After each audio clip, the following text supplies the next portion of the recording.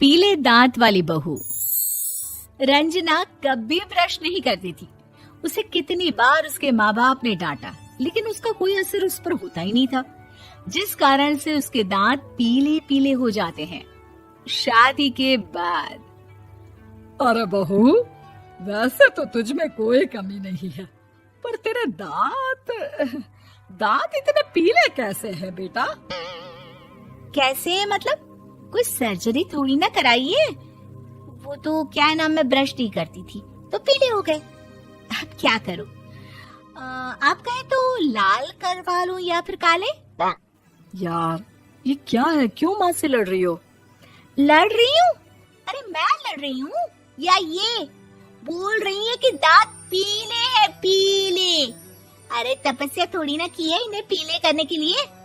बकायदा ब्रश नहीं किया है 20 साल तक, तब जाकर। छी, कैसी बात कर रही हो? ये उस वक्त तो पीले नहीं थे जब हम लोग तुम्हें देखने आए थे। अरे तब साफ करवा लिया होगा डेंटिस्ट के पास जाकर। अब देखो कैसे पीले पीले लग रहे हैं। रंजना सास की तरफ गुस्से से देखती है। फिर शुरू हो गई पीले पीले पीले। अरे पीले तो तब भी थे जब मेरे हाथ का रसगुल्ला उड़ा उड़ा कर खा रही थी और बोल रही थी, लड़की नहीं गुणों का खजाना दे रहे भाई साहब आप। खैर, अब वो लोग करते भी तो क्या करते, पीले दांत वाली बहू पल्ले पड़ी थी तो झेलना तो था ही। एक दिन कीर्तन में रंजना गाना गा रही थी। अरे कमला बहन, माँ का द्वार है, यहाँ तो सब शुद्ध होकर आते हैं, फिर अपनी बहू को ब्रश भी नहीं करवाती तुम। दूर से पीले पीले दांत भक्ति में बाधा उत्पन्न कर रहे हैं। अरे कोई 2 साल के बच्चे थोड़ी ना लेकर आई हूँ मैं बहू बनाकर। अच्छी खासी लड़की है, अरे कैसे करवाऊं ब्रश? ये तो उसे खुद करना चाहिए ना। अब माँ बाप तो इसके जैसे तैसे निपटा दिए, ये नहीं सोचा कि सास कैसे संभालेगी। सास बहू को लेकर घर आ जाती है, लेकिन सोच लेती है कि अब इसे लेकर कहीं नहीं जाएगी। अगले रोज बहू कहती है, अरे क्या हो गया, मंदिर नहीं जाना क्या? कीर्तन का वक्त हो रहा है। मेरी मधुर वाणी से कान्हा जी जागते हैं और सोते हैं। आप तो जानती है ना उनकी भक्ति में कितना मन लगता है मेरा। वो क्या है ना, तबीयत ठीक नहीं लग रही है मेरी, आराम करूंगी मैं। तबीयत ठीक नहीं लग रही? अभी तो मिथुन के गाने पर नाच रही थी आप, और अब बोल रही है कि तबीयत ठीक नहीं लग रही।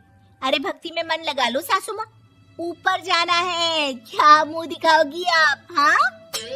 सास को बहू की बात पर गुस्सा आ जाता है। मैं क्या मुंह दिखाऊंगी, इसकी चिंता तो ना कर, समझी? अपने मुंह की चिंता कर, जो ये पीले पीले दांत लेकर हर जगह पहुंच जाती है। पता है लोग कितना मजाक बनाते हैं। ना जी ना, मैं नहीं जाना कहीं तेरे साथ। तो ये बात है, कोई ना, मत जाओ, मैं अपने कमरे में ही बैठकर भक्ति कर लूंगी। ऊपर वाला दांत थोड़ी ना देखता है, मन देखता है, भावना देखता है।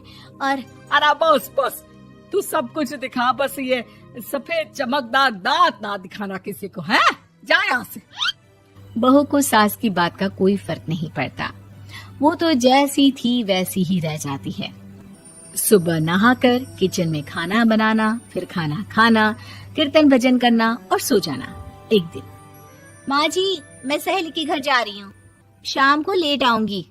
हाँ हाँ तो जाना, मैंने कौन सा तेरी आरती करनी है घर पर बैठकर। रंजना सहेली के घर जाती है, जहाँ वो पार्टी में जाने की तैयारी कर रही होती है। अरे शिखा, कहाँ जाने की तैयारी कर रही है? मैं गलत वक्त पर आ गई क्या? अरे नहीं यार, उल्टा सही वक्त पर आ गया। मैंने ये साड़ी और ज्वेलरी निकाली है यार, शाम को इनके ऑफिस की एक पार्टी में जाना है। बताना कैसा लग रहा है ये सब? नहीं यार, इस ड्रेस के साथ तो वो वाली ज्वेलरी अच्छी लगेगी। हाँ हाँ सही बोल रही है, मैंने ध्यान ही नहीं दिया। वैसे तो हमेशा से मस्त फैशन सेंस रखती है। तो बड़ा जाती होगी ना पति के साथ पार्टी में। रंजना कुछ नहीं बोलती, बस सोचती है कि यार काश ये बात सही हो जाती, पर मैं क्यों नहीं जाती पार्टी में? क्या इन लोगों की कोई पार्टी होती नहीं होगी? रंजना घर आती है और रात में पति से सवाल करती है, एक बात बताइए, आप मुझे किसी पार्टी में क्यों नहीं ले जाते? क्या आपकी यहाँ ऑफिस में पार्टी नहीं होती? पति बेचारा क्या कहता कि दांत पीले हैं तुम्हारे इसलिए। अरे कोई पार्टी होती नहीं हम लोगों के ऑफिस में, तो कहाँ से लेकर जाऊं? और मार्केट, मॉल, कहीं वीकेंड घूमना, कहीं तो। अरे यार सारे हफ्ते में एक छुट्टी मिलती है, तो सोचता हूँ कि आराम ही कर लूं। क्यों? रंजना मन मार के रह जाती है। पहले कभी सास के साथ मंदिर जाया करती थी, लेकिन वो भी सास ने ले जाना बंद कर दिया। घर बैठी बैठी रंजना बोर हो जाती है। तभी उसे आइडिया आता है और वो मायके जाने का सोचती है। सासू माँ, 2 दिनों के लिए मम्मी के घर जा रही हूँ। अच्छा ठीक है, आराम से जा। और हाँ, माँ से कुछ अच्छी आदत सीख कर आना कि कैसे शरीर के हर भाग की तरह दांतों की सफाई भी जरूरी होती है, समझी? शुरू हो गई ना आप। वो लोग आपकी तरह नहीं है कि छोटी छोटी बात का बतंगड़ बना दे। उन लोगों के लिए मैं मायने रखती हूँ, ना कि मेरे पीले पीले दांत। रंजना माँ को बिना बताए उन लोगों को सरप्राइज देती है, लेकिन जैसे ही वो दरवाजे पर पहुंचती है, अंदर देखती है कि घर वाले कहीं जा रहे होते हैं। अब माँ, काश रंजना दीदी के दांतों वाली प्रॉब्लम नहीं होती, तो वो भी हम लोगों के साथ चलती ना बुआ जी की बेटी की शादी में। हाँ बेटा, लेकिन अब उसे कौन समझाए कि उसको उसके पीले दांत नहीं दिखते, लेकिन उसके आसपास के लोगों को कितना एम्बैरेसिंग फील कराते हैं। मुझे तो कितनी बार उसके स्कूल की टीचर ने शिकायत की कि उसके साथ कोई लड़की बैठना भी नहीं चाहती, और ना ही कॉलेज में कोई उससे बात करना चाहता था। लेकिन पता नहीं क्यों उसे ये बात समझ में ही नहीं आती। कोई कमी नहीं है उस लड़की में, बस यही कि दांत पीले हैं। वो तो भला हो जीजा जी और उनकी माँ का, जो दीदी को जैसी है वैसे ही रखा हुआ है। रंजना को अपने घर वालों की बात सुनकर बहुत दुख होता है। वो सोचती है कि वो क्या करे, लेकिन फिर वो सीधा डेंटिस्ट के पास जाती है, अपने दांत चमकाती है और कसम खाती है कि वो रोज ब्रश करेगी। अरे क्या हो गया? तुम तो 2 दिनों के लिए गई थी ना, पर कोई ना, अच्छा है, चलो आ गई तो।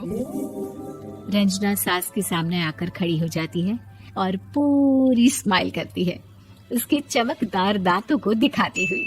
हैं? चले मंदिर। माँ, मुझे माफ कर दीजिए, मैंने आप लोगों को बहुत एम्बैरेसिंग फील करवाया। मैं आज से रोज ब्रश करूंगी।